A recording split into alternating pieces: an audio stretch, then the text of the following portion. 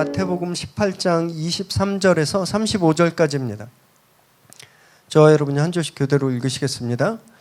그러므로 천국은 그 종들과 결산하려 하던 어떤 임금과 같으니 결산할 때에 10,000달란트 빚진 자 하나를 데려오매 갚을 것이 없는지라 주인이 명하여 그 몸과 아내와 자식들과 모든 소유를 다 팔아 갚게 하라 하니 그 종이 엎드려 절하며 이르되 내게 참으소서 다 갚으리이다 하거늘 그 종의 주인이 불쌍히 여겨 놓아보내며 그 빚을 탕감하여 주었더니 그 종이 나가서 자기에게 100데나리온 빚진 동료 한 사람을 만나 붙들어 목을 잡고 이르되 빚을 갚으라 하매 그 동료가 엎드려 간구하여 이르되 나에게 참아주소서 갚으리이다 하되 허락하지 아니하고 이에 가서 그가 빚을 갚도록 옥에 가두거늘 그 동료들이 그것을 보고 몹시 딱하게 여겨 주인에게 가서 그 일을 다 알리니 이에 주인이 그를 불러다가 말하되 악한 종아 내가 빌기에 내가 내 빚을 전부 탕감하여 주었거늘 내가 너를 불쌍히 여김과 같이 너도 내 동료를 불쌍히 여김이 마땅하지 아니하냐 하고 주인이 노하여 그 빚을 다 갚도록 그를 옥졸들에게 넘기니라. 함께 읽습니다. 너희가 각각 마음으로부터 형제를 용서하지 아니하면 나의 하늘 아버지께서도 너희에게 이같이 하시리라. 아멘. 오늘 저희에게 주시는 하나님의 말씀입니다. 2001년도 3월에 미국 심리학회지인 사이콜로지컬 사이언스에 아주 재미난 연구 논문이 발표되었습니다. 제목이 뭐냐면요. 용서하기 혹은 원한 품기 콜론 감정 생리적 반응 그리고 건강에 미치는 영향. 한마디로 우리가 미워하는 마음, 원한을 품고 있을 때 그 감정이 우리 건강에 어떤 영향을 끼치는가 이거에 대한 연구예요. 미국 호프대학교에서 연구를 했는데 우리가 마음속에 미움과 원망을 품고 있으면 우리 안에 코르티솔이라고 하는 호르몬 수치가 올라간대요. 이게 스트레스 호르몬이거든요. 그래서 혈압이 상승하고 심박수가 높아진다 말합니다. 원한을 품고 있으면 실제 우리 몸이 그걸 안 돼요. 그래서 거기 반응한다라는 거예요. 근데 반대로 용서하기로 결단했을 때 그래 용서하자라고 선택했을 땐 그 수치들이 다시 정상으로 떨어졌다. 이걸 조사해서 연구 결과로 발생했습니다. 미움은요 남을 찌르는 칼이라고 우리가 생각합니다. 남을 공격하기 위한 내 감정, 내 칼이라고. 그런데 사실은 자기를 먼저 찌르고 있다는 걸 이 의학이 증명한 셈이에요. 저와 여러분은요 이런 자해용 칼을 다 품고 살고 있습니다. 직장 동료한테 배신당하고 가족 간에 불화가 생기고 믿었던 오랜 친구한테 상처를 받으면 이게 확 생기죠. 칼 하나가 미움이. 그래서 코르티솔이 막 치솟고 혈압이 오르고 건강을 상하게 되는 거예요. 교회 갔더니 용서하십시오, 용서해라. 오늘 본문 너무나 잘 알고 계신 본문이잖아요. 10,000달란트 탕감받은 7번씩 70번 다 아는 거. 이런 거 들으면 좀 되게 불편해져요. 그 말처럼 쉽나? 이런 생각 들지 않으십니까?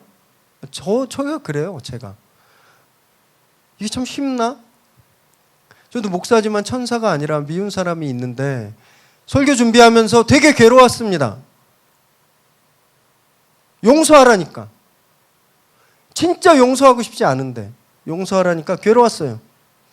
어떨 때는 폭력적이기도 해요. 용서해 그러면 막 누가 나 때리는 것처럼 폭력적으로 느껴지기도 합니다.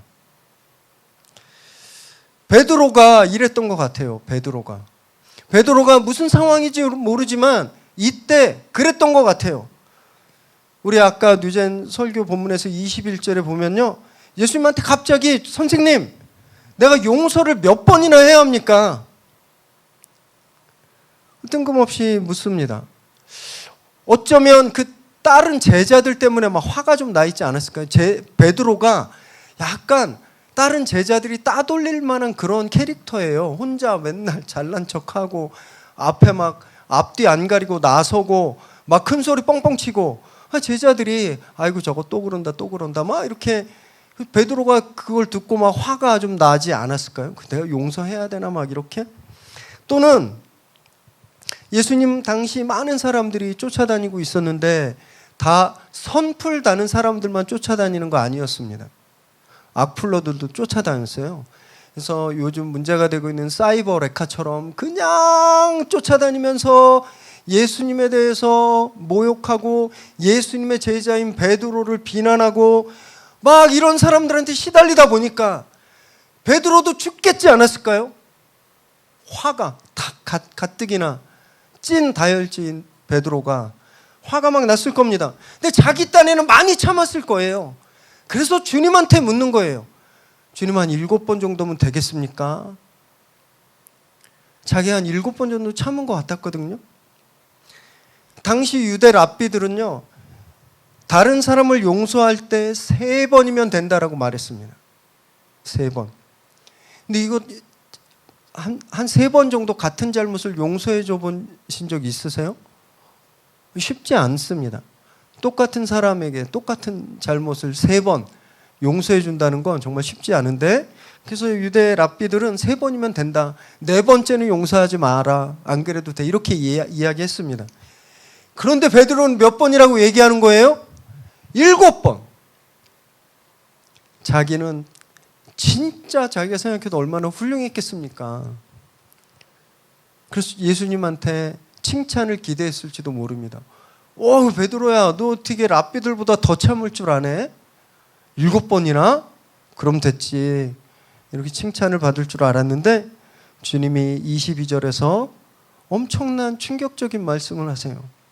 7번씩 70번, 7 곱하기 70, 490번이에요. 베드로가 어땠을까요? 예수님의 이 대답을 들었을 때 이해가 안 됐을 것 같아요. 저는 선생님 도대체 무슨 말씀하시는 거지? 난 지금까지 이미 율법에서 말하고 있는 용서의 한계를 2배 이상 넘었고 내가 7번쯤 참았는데 490번이라니 이게 가능한가? 패닉이 왔을 겁니다. 예수님 말씀하신 이 7번씩 70번은요 수첩에 490을 찍어놓고 넘버링하면서 진짜 490번 용서하라는 그 차원의 말씀이 아닙니다. 성경의 7은요 완전함을 뜻해요. perfection, 완전함. 그리고 성경에서의 10, 10은 충만, fulfillment를 뜻합니다. 충만한 거. 완전하고 충만한 만큼. 그러니까 더 이상 용서할 거리가 없을 만큼 7번이 아니라 무한대예요. 무한대 용서를 하라고 말씀하시는 겁니다. 베드로가 얼마나 당황했겠습니까? 그 베드로에게 주님이 그 용서가 어떻게 가능한지, 그 무한대 용서가 어떻게 가능한지 한 비유를 들어서 말씀하십니다. 이것이 우리가 잘 알고 있는 1만 달란트 탕감받은 종의 비유예요. 오늘 이 말씀을요, 우리 굉장히 심각하게 한번 좀 살펴보기를 원합니다. 그래서 용서가 어디에서 시작되는 건지, 그리고 우리가 예수님 말씀하신 이 7번씩 70번의 용서를 우리가 어떻게 할 수 있는지 함께 좀 살펴보는 그런 시간 되시기 바랍니다. 27절 읽습니다. 시작. 그 종의 주인이 불쌍히 여겨 놓아 보내며 그 빚을 탕감하여 주었더니, 어떤 왕에게 종이 있었는데, 신하가 있었는데 1만 달란트를 빚졌습니다. 이게 얼마나 큰지 잘 감이 안 오시죠? 1달란트는요 금의 무게예요. 금 34kg. 금 34kg가 1달란트예요. 그래서 여러분 잘 아시는 1달란트 받은 종, 2달란트 받은 종, 뭐죠? 5달란트 받은 종, 그 아시죠? 그 비유. 5달란트 받은 종은 10달란트 남기고, 2달란트 받은 종은 4달란트 남기고, 1달란트 받은 종 아무것도 못 남겼잖아요. 속으로 에이 조금 받았으니까 아무것도 못 하겠지. 조금 아니에요. 금 34kg입니다. 순금. 당시에 성인 노동자가 15년을 안 먹고 안 쓰고 임금을 꼬박꼬박 모아야 겨우 만들 수 있는 돈이 1달란트예요. 10,000달란트니까 몇 년이겠어요? 15만 년. 천문학적인 액수입니다. 이게 얼마나 어마어마한 액수인지 그림을 가지고 왔는데 딱 이해하실 거예요. 그림 보세요. 1만 달란트를 1톤 트럭에 나눠서 실으면 340대가 되는 거예요. 금 1톤이 현재 시세로 계산하니까 2244억입니다. 금 1톤이. 그 340배면요. 270조가 넘어요.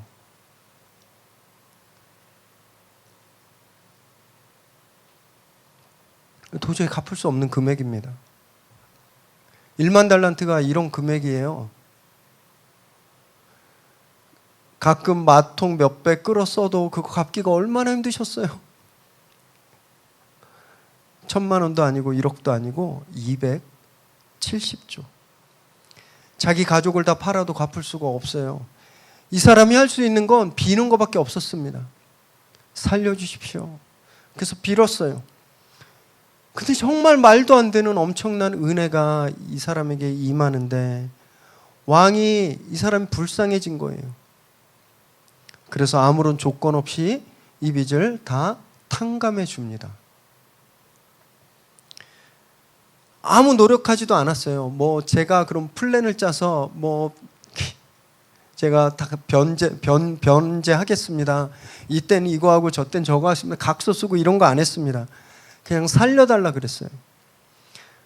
그랬더니 왕이 이 사람을 불쌍히 여겨서 이 사람이 불쌍해서 이 왕이 가진 불쌍히 여기는 마음, 그것 때문에 이 사람이 탕감받았습니다. 용서의 시작이 여기에 있어요. 우리가 착각하는 것 중에 가장 큰 게 있는데, 용서는 저 사람이 변해야 돼. 그래야 용서할 수 있다고 생각합니다. 나한테 욕한 사람이 나한테 와서 잘못했다고 이야기해야 내가 용서한다라고 생각해요. 나한테 못되게 군 사람이, 나한테 상처 준 사람이 나한테 와서 잘못했다고 해야 그때 우리 용서가 시작되는데, 성경은요 정반대입니다.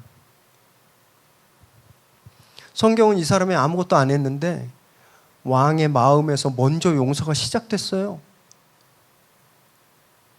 이게 용서예요.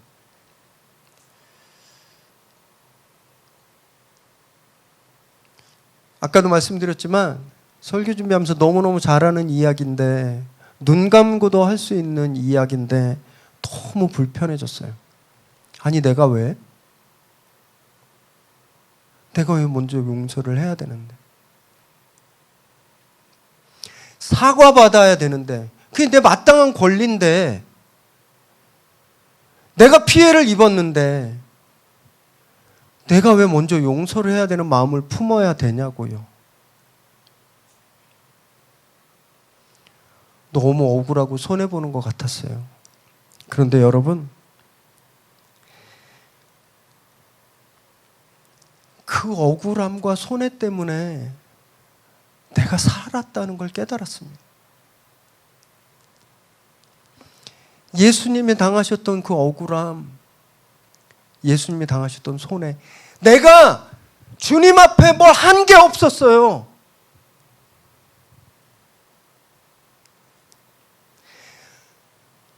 그냥 그분이 용서해 주기로 마음 먹으셨습니다. 나는 못하겠다 그랬어요. 나는 용서 못하겠다고. 저 사람이 나한테 와서 빌어야 내가 용서를 하죠. 주님이 나는 또 먼저 용서했어. 나 그 억울함 손에 내가 당했다. 그래서 네가 살았다. 여러분, 우리는 원래 죽을 운명이었습니다. 여기서 죽음은 두 가지 의미가 있는데, 1차적인 건요 몸의 죽음이에요. 태어나서 안 죽는 사람 없습니다. 보혜사 성령이라고 했던 이단 교주도 다 죽었어요. 이만희도 죽을 거예요. 통일교 문선명도 죽었습니다. 사람은 다 죽어요. 우리 육체적인 죽음에서 자유로울 수 없습니다. 또 다른 죽음이 있습니다. 이 죽음 이후의 죽음. 영원한 죽음을 뜻해요. 로마서 6장 23절 읽습니다. 시작. 죄의 삭은 사망이요 하나님의 은사는 그리스도 예수 우리 주 안에 있는 영생이니라. 여기 삭이란 말은 웨이지라는 말이에요. 내 대가, 내가 일한 것에 대한 대가. 여러분, 우리 아까 영수증에 죄의 목록을 쭉 써보셨잖아요. 우리 그거 지불해야 되는 거였어요. 우리가. 그 값은 죽음입니다. 죽음. 그래서 우린 그 죽음에서 자유로울 수 없는 사람들이었어요. 여기 1만 달란트 빚진 종이랑 똑같죠. 그 270조의 빚 1만 달란트 못 갚아요. 불가능합니다. 우리도 이 죽음의 문제 해결할 수 없어요. 우리가. 불가능하죠. 그런데 하나님이 선물을 주셨어요. 우리에게 생명을. 그 엄청난 억울함과 그 손해를 감당하시고 우리에게 선물로 생명을 주셨습니다. 죽음에 두 가지 의미가 있다고 말씀드렸잖아요. 이 생명에도 두 가지 의미가 있습니다. 먼저는 우리가 죽을 육체를 입고 살지만 마치 죽지 않는 사람처럼 산다라는 거예요. 두 번째는 그 죽음 이후에 우리가 영원히 산다라는 걸 말합니다. 육체를 입고 살지만 죽지 않는 사람처럼 산다는 게 어떤 의미일까요? 여러분, 더 이상 두려움과 걱정, 근심에 얽매이지 않아도 된다라는 거예요. 이제 죄에 얽매여 살지 않아도 된다라는 겁니다. 믿지 않는 사람들을 보세요. 진짜 기가 막히지 않아요? 어떻게 저러고 살지? 살아도 사는 것 같지 않은, 살아있지만 꼭 죽은 것처럼 사는 사람들이 얼마나 많습니까? 저와 여러분은 달라요. 우리도 힘들 때 있고 상처받을 때 있고 넘어질 때 있습니다. 그러나 우리 절망하지 않아요. 우리 다시 회복하긴 하니까. 죄를 짓더라도 우리 아까 봤잖아요. 예수님이 페이드 도장 딱 찍어주시면 회개하면 우린 다시 그 죄로부터 자유로워집니다. 이게 죽을 몸을 가지고 살고 있지만 죽지 않는 처럼 사는 그 자유함인 거예요. 그리고 더 중요한 건요, 무엇보다 죽음 이후의 삶을 우리가 바라보고 살 수 있게 되었습니다. 죽음 이후에 영원한 하늘나라에서 영원히 사는 그 영원한 삶을 우리가 얻었고 그걸 알고 바라보게 살았어요. 진짜 그러세요? 잘 피부에 안 닿으실까봐 제가 진짜 귀에 쏙쏙 들어오게 설명을 해드릴게요. 지금으로부터 정확히 10년 전 2016년 SK 하이닉스 주가가 한 주에 얼마였는지 아세요? 제가 금융기관에 가서 다 자료 찾아봤어요. 24,000원. 10년 전에 SK 하이닉스 주가 하나가 지금부터 정확히 10년 전에 24,000원. 어제 얼마였는지 아세요? 235만 원. 거의 10배. 자, 이제 한번 상상을 해보세요. 제가 타임머신을 타고 10년 전으로 가. 저는요, SK 올인합니다. 다 사요. 알바해서 돈 벌면 다 삽니다, 그냥. 2022년에 글로벌 경기 침체로 디램 가격이 폭락해가지고 SK 주가가 반토막 났거든요. 저는 더 샀어요. 왜? 알잖아요. 2026년 5월 30일에 하이닉스 235만 원 가는 거 알잖아요. 무조건 사지. 사람들이 막, 야, 너 그 휴지 조각대 그거 다 날라갈 거야. 이 귀에 들어오겠습니까? 이 소리가? 안 들어와요. 왜? 저는 알잖아요. 지난달 아니죠. 이번 달 초에 가격이 급등해서 180만 원 됐어요. 살까요? 안 살까요? 사요. 왜? 한 달 후에 더 오를 거거든. 근데 그걸 아니까. 제가 만약에 지금 10년 전 과거로 돌아가면 이 10년 동안은 SK 주식만 생각하면서 살았을 거예요. 사람들이 놀려도 신경도 안 씁니다. 니네는 모르지 나는 알아. 10년 후에 10배 가는 거야. 죽고 사는 문제 아니면 신경 안 쓸 거예요. 내가 그런 거 신경 쓸 이유가 없어요. 한 푼이라도 더 벌어서 한 주라도 더 사야지. 친구 만나면 뭐라고 할까요? 야, 너 무조건 SK 사. 내 말만 들어 그냥. 그냥 사 빨랑. 10년 후에 10배 돼. 가족들 만나도 다 그 얘기만 할 거예요. 사라고. 허무한 가정이지만 주식 조갈이 10년 후의 가격을 아는 것만도 여러분 시간의 질이 달라집니다. 인생의 방향이 달라져요. 그럼 저와 여러분은요, 이 세상의 모든 주식을 합쳐도 못 사는 천국을 얻은 사람들입니다.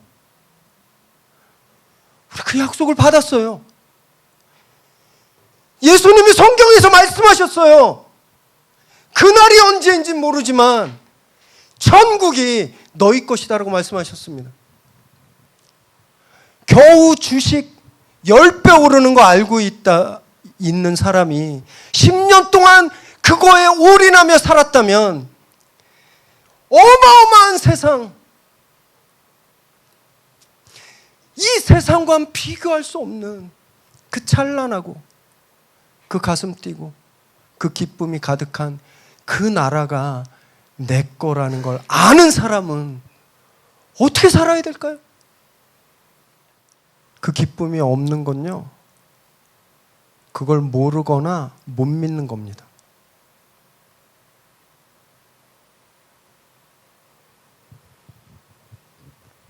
그걸 못 믿으니까 그 나라가 나에게 주어졌다라는 거예요. 못 믿으니까 계속 걱정하고 근심하는 거예요. 사람들 10년 후에 SK가 10배 되는 거 모르니까 맨날 근심하잖아요. 팔까 살까 물 탈까 불 탈까. 저와 여러분은요 이미 결론을 아는 사람들입니다. 이미 그 나라가 우리에게 주어졌다는 것을 알고 믿는 사람들이에요. 그 약속을 정말 꼭 붙들고 우리에게 엄청난 나라가 주어졌다는 것을 꼭 붙들고 사는 저와 여러분 되시기 바랍니다. 1만 달란트 탕감받은 종이 얼마나 기뻤을까요? 270조가 한순간에 그 빚이 사라졌어요. 죽음에서 살아나온 듯한 그런 기분 아니었을까요? 막 머리카락이 쭈뼛쭈뼛 서고 온몸의 세포가 막 기쁨으로 아우성치는 그런 기쁨이었을 거예요. 그랬겠죠? 그런데 여러분, 이 기쁨이 순식간에 사라져 버려요. 28절에서 30절 읽습니다. 시작. 그 종이 나가서 자기에게 100데나리온 빚진 동료 한 사람을 만나 붙들어 목을 잡고 이르되 빚을 갚으라 하매 그 동료가 엎드려 간구하여 이르되 나에게 참아주소서 갚으리이다 하되 허락하지 아니하고 이에 가서 그가 빚을 갚도록 옥에 가두거늘. 왕에게서 그 빚을 탕감받고 집에 갈 때 얼마나 신났겠습니까? 룰루랄라 거리고 마치 구름 위를 걷는 것처럼 그렇게 신이 나서 걷는데 길에서 자기한테 100데나리온 빌리고 안 갚은 친구를 만난 거예요. 너 왜 돈 안 갚아? 그러고 멱살을 잡고 고발해서 감옥에 쳐넣습니다. 아까 그림 한 번 더 띄워줘 보세요. 100데나리온이 얼마나 보는지. 여기 오른쪽 구퉁이에 보면 5만 원권 두 묶음 있죠. 한 묶음이 100장이에요. 저 그러면 한 1000만 원 되거든요. 두 묶음. 한 데나리온이 한 사람의 하루 일당 정도 됐습니다. 그러니까 100데나리온은 100일치가 되겠죠. 요새로 쳐서 한 10만 원 따지면 약 1000만 원쯤 되는 거예요. 100데나리온. 5만 원권 두 묶음 정도 되는 겁니다. 물론 작지 않은 금액이죠. 그리고 한번 좀 막 상상을 해봤어요. 어떻게 240조를 탕감받았는데 이 1000만 원 때문에 이럴 수 있을까? 왜 그럴까? 막 이해해 보려고 막 노력을 했습니다. 혹시 없는 살림에 빌려준 거 아닐까? 이런 생각했어요. 왜냐하면 본인 스스로가 10,000달란트 빚졌잖아요. 자기도 없었을 건데 없는 살림에 어떻게 해서 이 사람한테 1000만 원을 빌려준 거예요. 그런데 안 갚으니까 괘씸할 수 있겠죠.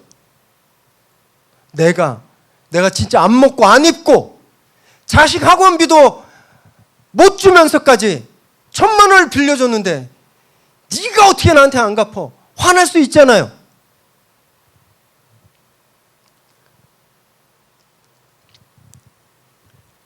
방금 전에 1만 달란트를 탕감받았을 때 그 기쁨 어디 있나요, 지금?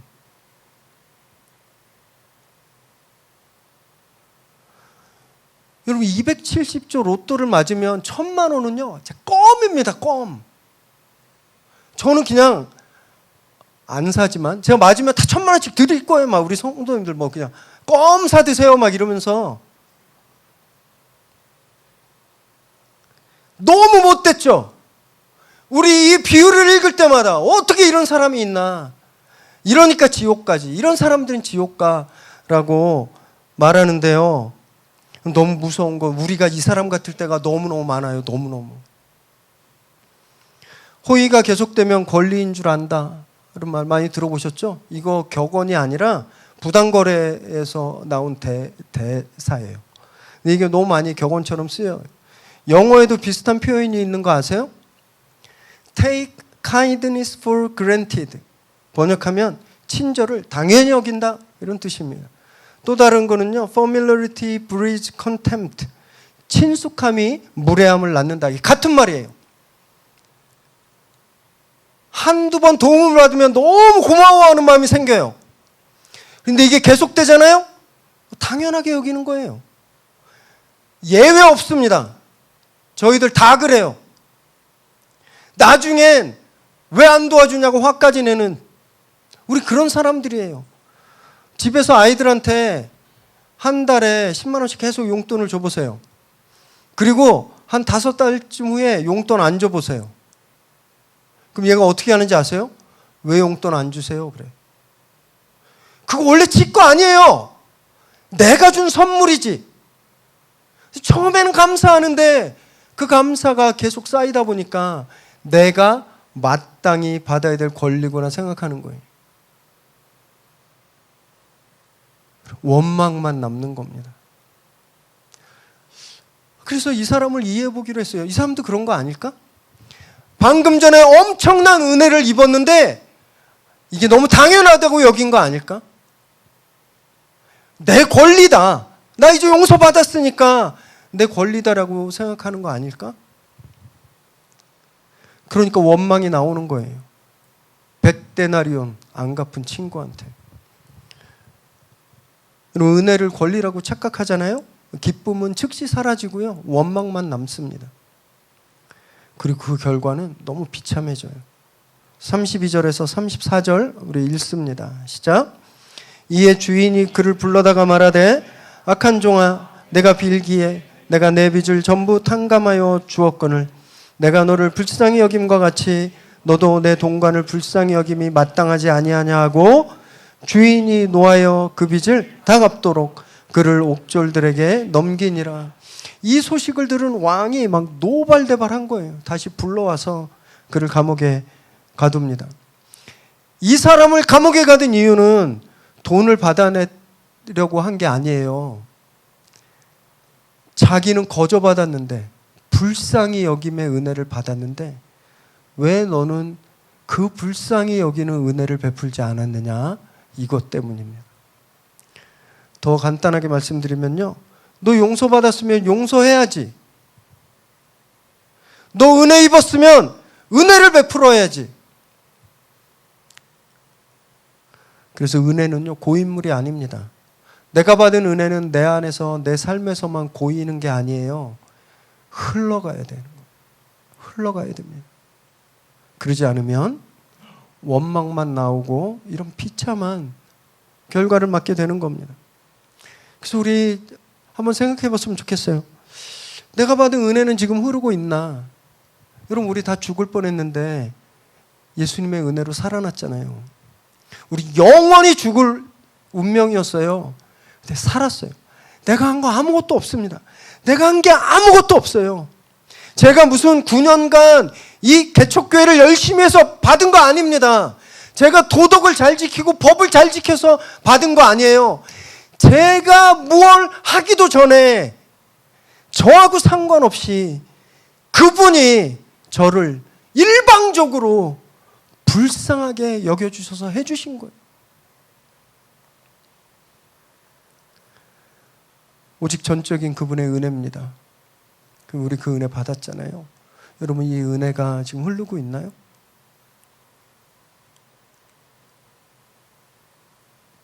여러분, 지금 이 은혜 흘려보내고 계세요? 너무 회개했어요. 저는 안 흐르더라고요. 그래서 계속 원망과 미움이 많이 있더라고요. 진짜 회개했습니다. 내가 이 1만 달란트 이 종이구나. 내가 이 못된 사람이구나. 우리 100데나리온 빚진 사람 잘 용서 못하잖아요. 내 가족, 동료, 친구들, 나한테 100데나리온, 나한테 1000만 원 빌려간 그 사람 용서 못하잖아요. 너무 밉죠. 그래서 멱살 잡고 감옥에 막 가둬버리고 싶잖아요. 우리에게선 은혜가 흘러나오는 게 아니라 원망, 권리만 흘러나오고 있는 겁니다. 사랑하는 여러분, 이제 우리 그 은혜를 좀 회복하면 좋겠어요. 정말. 예수님을 생각할 때 다시 심장이 막 뛰고요. 막 펑펑 뛰고 눈물이 진짜 막 터져 나오고 말할 수 없는 그런 신비한 감격에 우리가 사로잡혀야 됩니다. 그래야 이 100데나리온 빚진 사람을 용서할 수 있게 되는 거예요. 착각하지 마세요. 오늘 이 설교 들었다고 내가 이제 용서해야겠다 다짐한다고 되는 거 절대 아닙니다. 100% 실패예요. 지금까지도 안 됐잖아요. 그 은혜를 알아야 되는 거예요. 그 은혜에 잠겨야, 그 기쁨이 나를 덮어야 미움이 사라지고 은혜가 흐르는 겁니다. 은혜가 용서를 낳는 거예요. 주님도 우리 다그치지 않으셨어요. 너 왜 이거밖에 못해? 너무 감사한 건요, 나 진짜 못났다. 그리고 설교 준비하는데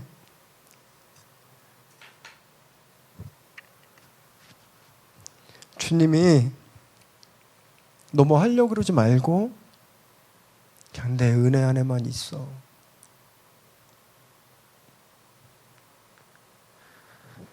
내가 은혜 베풀어 줄게.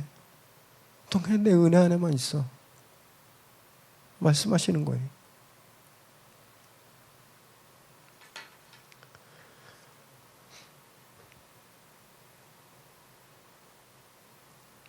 여러분, 여기 다 바닥난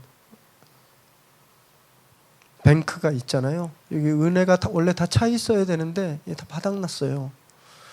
오늘 그 은혜의 창고를 채워달라고 기도하시기 바랍니다. 그래서 그 주님의 은혜로 충만해지시기 바라요.